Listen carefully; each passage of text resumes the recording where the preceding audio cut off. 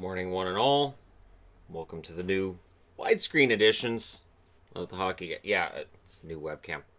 Um, and I'm starting with the new webcam with a video on the Florida Panthers. Well aware people are going to say they're not relevant. They don't draw. Nobody's going to watch this. Happens every time I talk about Florida. I'm still going to talk about Florida. You can argue about relevance when it comes to Florida. You can. This is not a team that's made the playoffs very often. They went on a fantastic Cinderella run in '96, which I'm up to on the history boards, or going season by season.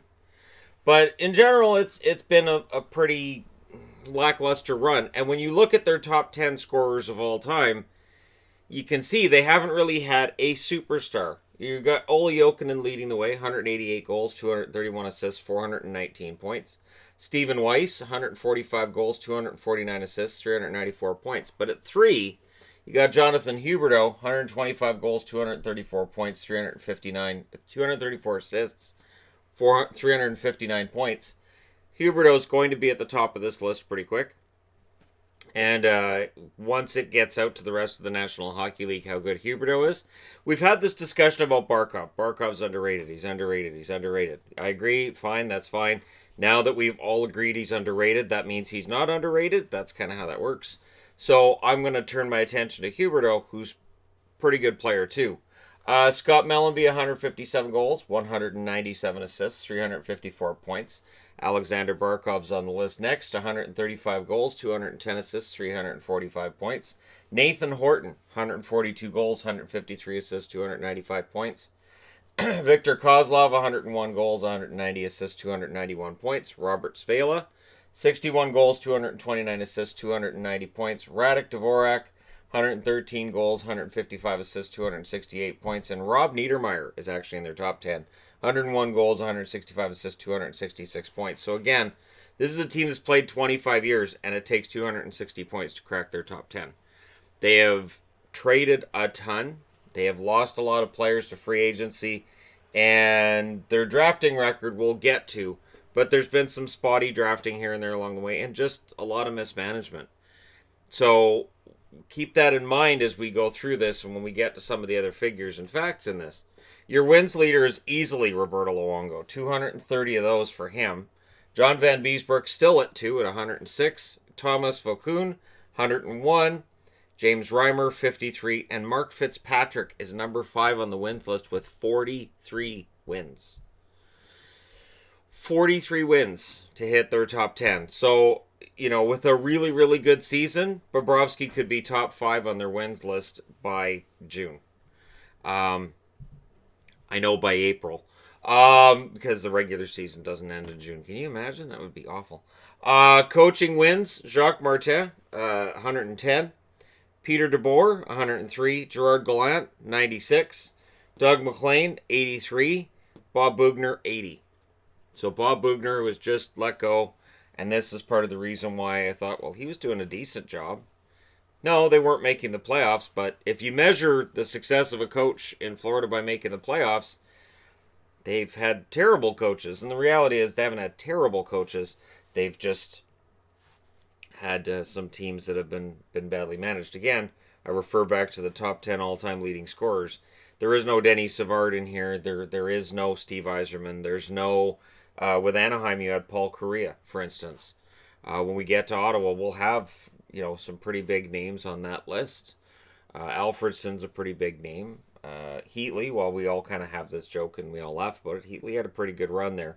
So, they really haven't had those star players.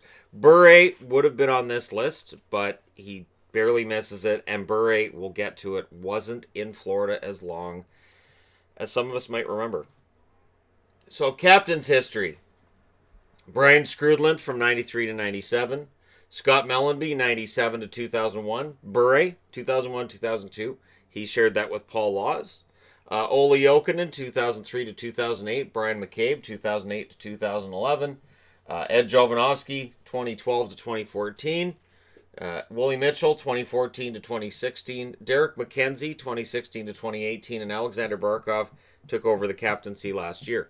It's a pretty decent list, really, in all honesty. This is unlike some other teams which have had rotating captains of the month and trade after trade after trade means they go through captain after captain. So this list isn't as long as some others for teams that have been around for the same period of time. Their top 10 picks list is pretty long.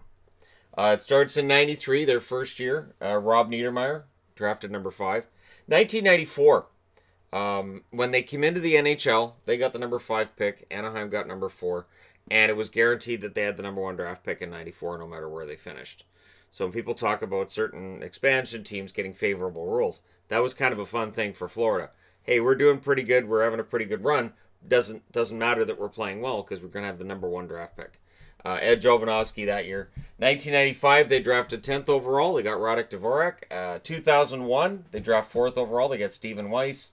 2002, drafting 3rd, they get Jay Bomeister. Drafting 9th, they get Peter Tatacek. 2003, they draft Nathan Horton at number 3. 2004, drafting 7th, they draft Rostislav Olesh. Olesh never quite made it. The talent seemed to be there, but not at the NHL level. 2006, drafting 10th overall, Michael Frolik. 2007, drafting 10th overall, Keaton Ellerby. 2010, drafting 3rd overall, Eric Goodbranson. 2011, drafting 3rd overall, Jonathan Huberdeau. 2013, Alexander Barkov is on the list. 2014, drafting 1st, Aaron Ekblad. And 2017, drafting 10th, Owen Tippett. So, over the last, 2015, 16, 18, 19, for the last 5 years, they haven't drafted in the top 10. So, while we can talk about Florida and how lousy they've been for how long, they've also been in that unfortunate space where they're not good enough to make the playoffs, but they're not bad enough to get those number 1 draft picks. Now, Ekblad, of course, in 2014 was a pretty solid pickup. We'll likely see him in their top 10 at some point, much like Barkov and Huberdeau are. But there's still a feeling for me with Florida that they haven't had that star power. There's been a lack of an identity with the Florida Panthers because guys are leaving so often and so quickly. And there's a lack of patience that goes on. You look at when Dale Talon got promoted upstairs, and it was a complete lack of patience with his method of doing things. And of course, they fired Gerard Gallant because he didn't want to play the advanced stats game, and he wasn't, fitting in with their plan. So Tom Rowe it's all a disaster. And you can go through Florida's history and find many disasters. They've made the playoffs 5 times out of 25 seasons. 5. So that's 20%. That's not good enough. They went to the finals, as I said, in 96. They've missed the playoffs in 6 of the last 7 years. So when people talk about Florida, they don't have any fans, it's kind of hard to get excited about a team that 1 in every 5 years makes the playoffs and is guaranteed to be out in the first round. Wayne Huizenga had a blockbuster, was the first owner. He brought the team to Florida. And somebody asked yesterday in the comment section, why would you name a team Florida after Tampa comes in? Yeah, there were a lot of us that wondered that, found that kind of weird that they weren't called the Miami Panthers. That's what everybody was expecting, was the team to be called the Miami Panthers. Right now, of course, to be the Sunrise Panthers.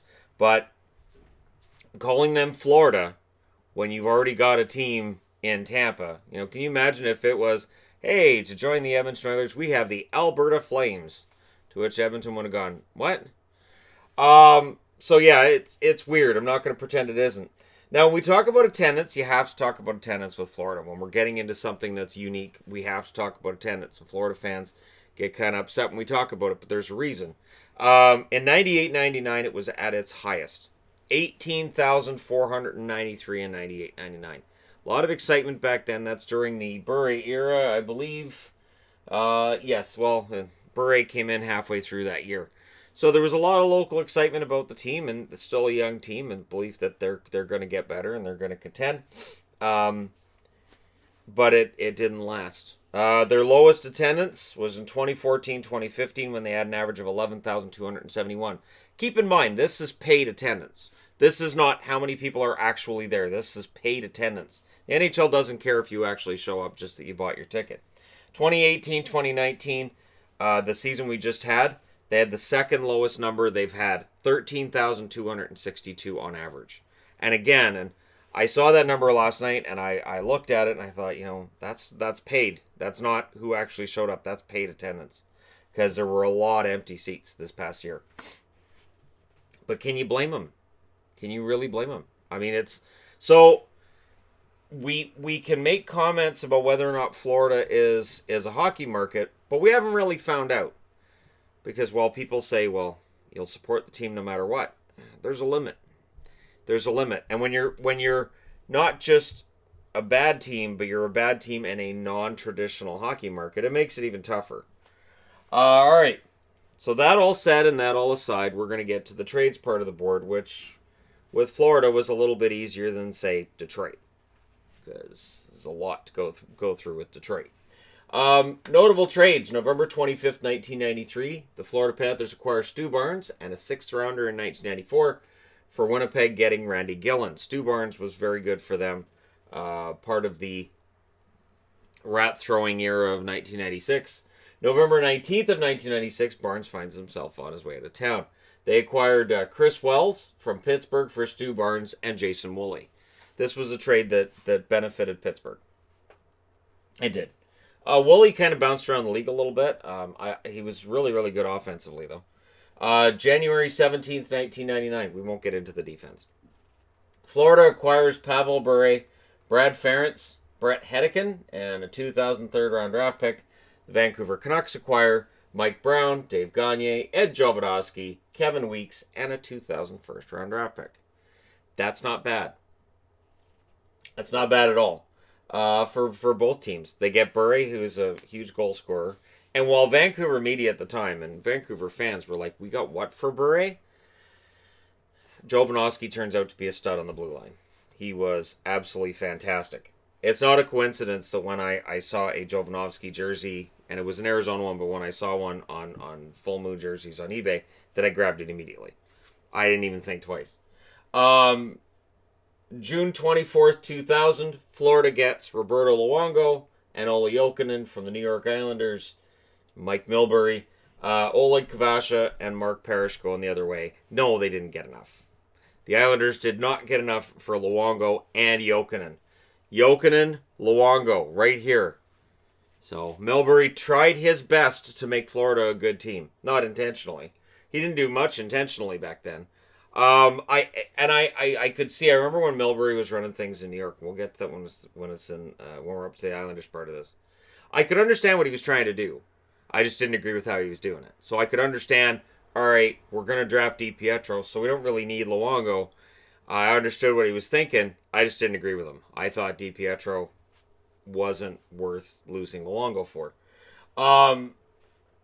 2001. So May 13th, 2001, Florida acquires a 2001 second-round pick, a 2002 third-round pick.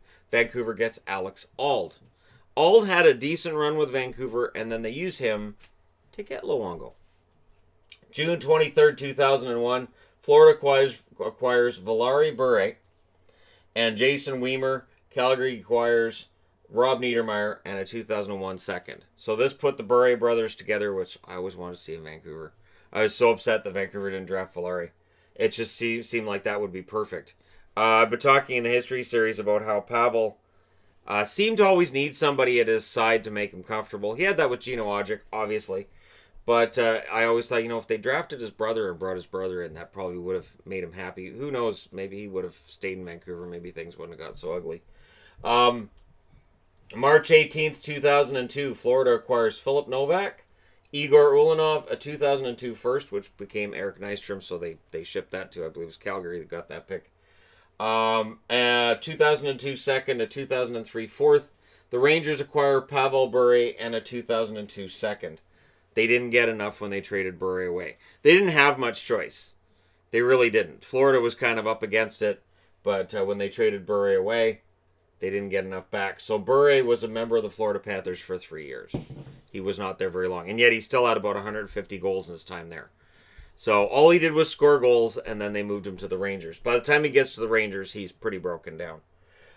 June 21st, 2003, the Florida Panthers acquire Michael Samuelsson, 2003 first, which becomes Nathan Horton, and a 2003 second. Pittsburgh acquires a 2003 first, which they used to draft Marc-Andre Fleury, first overall, and a third rounder in 2003, which becomes Dan Carcillo.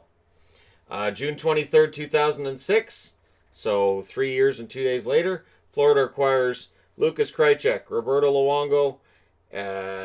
Vancouver acquires, I got that backwards. Vancouver acquires Lucas Krejcik, Roberto Luongo, and a 2006 sixth-round pick. Vancouver gives up to Florida Brian Allen, Alex Auld, and Todd Bertuzzi. Todd Bertuzzi at this stage, so we're in 2006, there was some belief that, you know what, the whole Steve Moore thing is bringing him down. So if we can acquire Bertuzzi and if we can make this work, he could get back to being the power forward that he was just a couple of years ago. And it just doesn't quite work. Oh, Bertuzzi needed to get out of Vancouver badly. But the fact that Vancouver moved Bertuzzi to Florida, so about as far away physically as you could move him, and they get back Luongo, this is the one that Dave Nonis used as his trade. So every time he made a bad move after that, and there was a lot of them, we could just come back and go, yeah, but he did get Luongo. So, yeah, he gave up draft picks for those plugs, but he did get us Luongo, so there's that.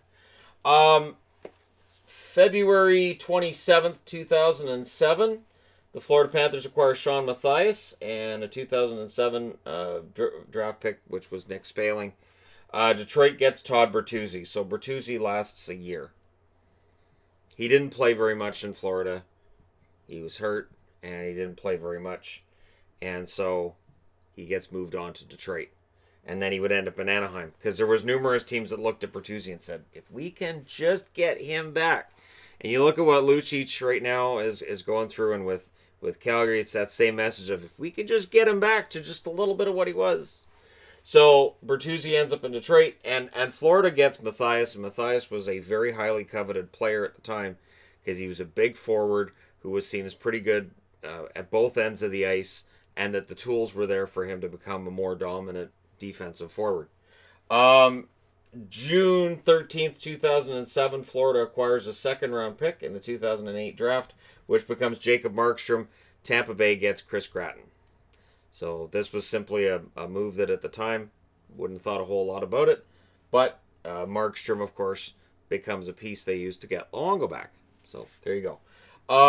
June 20th, 2008, Florida acquires Keith Ballard, Nick Boynton, a 2008 second, and Arizona gets Olli Jokinen.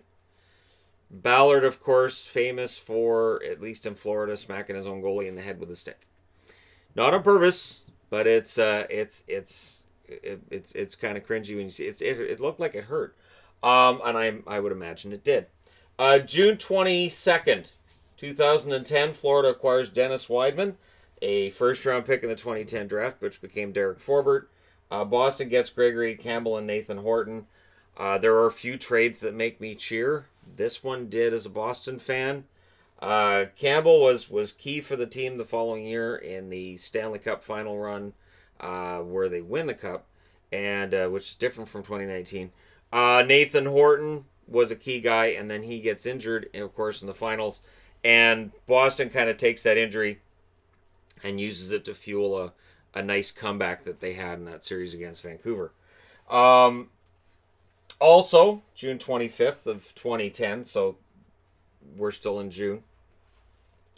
Florida takes that first-round pick, moves it to LA, which becomes Derek Forbort. They get back a first-round pick from LA, which becomes Nick Bjugstad, and a 2010 second-round pick, which becomes Jason Zucker. So I know that says fourth, but it's supposed to be second. These trades were all right close to each other, so I was writing them down, and I'm like, oh, I got that wrong. So I forgot to change fourth to second. It doesn't matter. They obviously don't draft Jason Zucker. A day later, June 26th, at the draft, Minnesota acquires that second-round pick, which becomes Zucker. Florida gets a third-round pick and a fourth, which becomes Jonas Donskoy, who's now in San Jose. So basically a lot of names on here, and only Bjugstad ended up playing for the Florida Panthers. So a lot of moving around at the draft, and you can debate whether or not they do well at this or not. I would say losing Zucker Probably not. March 4th, 2014, Florida acquires Roberto Luongo and Stephen Anthony. Vancouver acquires Jacob Markstrom and Sean Matthias. So that coveted forward is now a member of the Vancouver Canucks, and Canuck fans see pretty quickly that Matthias, he was available for a reason. And Markstrom, he has a rough start. And then all of a sudden, Markstrom's a starter in 2018-2019. Roberto Luongo goes to where he should be. And I had no hard feelings towards Roberto at the time. He wanted to play in Florida. His family's down there. You know what? I have no problem with that whatsoever. I've always respected Roberto Luongo. And I'm glad he got to go back and play his last 5 years in Florida. So that happens, and then July 1st of 2015, the Boston Bruins trade Riley Smith and the contract of Marc Savard, who of course is injured at this stage, never plays for Florida, and Boston gets Jimmy Hayes. Now, as much as I cheered for the trade with Weidman on his way out of town for Boston, getting Jimmy Hayes didn't make me very happy, and then when I saw Jimmy Hayes play, it made me less happy.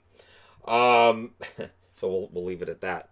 May 25th, 2016, Florida acquires Jared McCann, a 2016 second and a 2016 fourth, for Eric Goodbranson and a 2016 fifth round pick.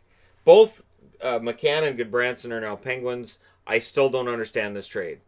I understand that the Canucks didn't like McCann. There were personality conflicts apparently involving McCann, but I was never a big fan of Goodbranson, and I like Pearson, so I guess now it's become McCann a second and a fourth for Pearson and a fifth. I don't know. It's one of those ones you look at, and McCann never became that top six forward for Florida. He is still trying to find that consistency in Pittsburgh. He may very well find it. As long as he knows where to go and he can play with Crosby, if he can do both those things, know where to stand, he could score some goals. That aside, June 21st, 2017, Florida gets a fourth round pick in the 2018 draft from Vegas for Riley Smith.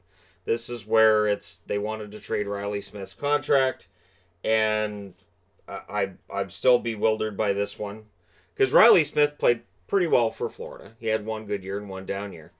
But they did that with the idea that Huberdeau would go as well. So Huberdeau and Riley Smith for a fourth rounder in 2018 just to try to save some money. That's how it appeared at the time. And it seemed to hurt their attack a bit.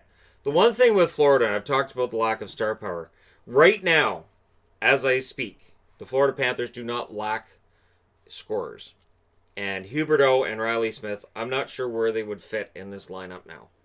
I don't see them on the first line. Maybe on the second. But the reality is that with Smith and Marchessault, it doesn't feel like they got enough. I keep wanting to say Huberdeau. I've done that before where I mix up Huberdeau and Marchessault. But it just doesn't feel like they got enough back. And it feels like they kind of helped Vegas become a really good team really quickly. February 22nd, 2018, the Florida Panthers acquire Frankie Vatrano from Boston for 2018 third. Much like with the McCann trade, you guys can look it up. There's a Vatrano trade video where I'm just bewildered, because I liked Frankie Vatrano, and he scored more than 20 goals this past season. He's a pretty good player. He was floating a bit with Boston. Yes. Was he struggling? Absolutely. But I still saw that potential. Kind of like with Donato, who went to Minnesota this year. June 19th, 2018, Florida acquires Mike Hoffman and a 2018 seventh round pick. You've got to have that seventh rounder. It just doesn't work. Isn't that weird? San Jose, 2018 fourth, 2018 fifth, and a 2019 second. And of course, a lot got talked about at the time that San Jose got more for Hoffman than Ottawa did. But for Florida, this is a great deal. Hoffman came in and produced right away. Hoffman is all offense, and yet there's still reports of him potentially being on the block. February 1st, 2019, Florida acquires Riley Sheahan, Derek Brassard, 2019 second, 2 fourth-round draft picks. Pittsburgh gets Jared McCann and Nick Bjugstad, and this is simply a move designed to free up some money and some room on the roster for things to get completely changed around going into the 2019-2020 season. There was an article that I was reading yesterday in the Hockey News about which teams have the most pressure to win. There's pressure in Florida now. There's pressure in Florida that I think is different than previously. Now they've got the mean-looking logo. They've got the mean-looking coach. They've got a goalie who can kind of look mean if he wants. They've got a team that's got an identity. Now, although I still prefer this logo and color scheme in general, but I can understand that the new Florida one kind of grew on people. And I debated at the start, it's like, do I wear the new Florida or the old Florida? Regardless, the Florida Panthers now can carve out an identity. And if this team can finally realize their potential, get to the playoffs, the goaltending was miserable for them this past season. If Bobrovsky solidifies things, Montembeault as the rookie can come in and do well as well. This team can do some things. They can do some damage. This could be one of those teams that moves up in the standings. And I would say could be a dark horse to finish in the top 3 in the Atlantic.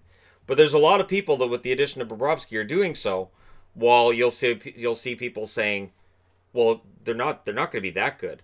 But when you understand, when you look at the scoring numbers, when you look at the overall stats for the team, when you understand that the goaltending really cut their feet out from under them right at the start of the year and right up until the end of it, that this team can be that good. Because this past season, they were pretty darn good. They just couldn't get those saves when they needed them.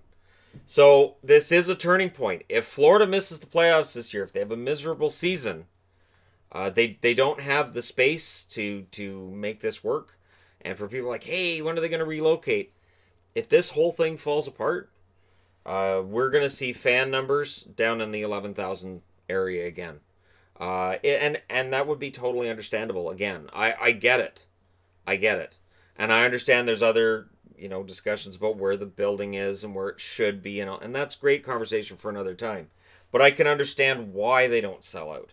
I can understand why fans go, this past season was exciting, but they weren't in the playoffs. So on the one hand, I'm going, geez, if tickets are that cheap, at least go out and support your team. And this is a fun team. Look at all these forwards. Look at all this really solid scoring depth you've got. But at the same time, I can sort of understand they're going to lose anyways. So maybe this year, if they get off to a really fast start, we see things turn around. And then the other side of it is this. From an attendance standpoint, if this team becomes fantastic, so Quenneville's Coach of the Year, Bobrovsky's got the Vezina, and all the trophies belong to Florida, and we're still talking about 13,000 fans a night and seeing a half-empty arena, that's when you can legit say, you know what, this isn't working, and then there's some more really tangible reason to look and go, the Florida Panthers, they probably shouldn't be in Sunrise. But I don't think we have enough data on that because they haven't won enough right now. They just haven't. It's been one disappointment after another for Panthers fans, and I can understand. I can. Anyways, there you go. The history of the Florida Panthers did this completely different than other teams because, again, it's 25-year history, and there will always be discussions of how many fans are in the seats. That will always be part of the discussion. Let me know what you guys think in the comment section below regarding the Florida Panthers. Don't forget to hit like and subscribe if you're browsing your way through. You just happened upon this video. And hey, thank you guys so much for all your support and for watching. I'll talk to you again soon.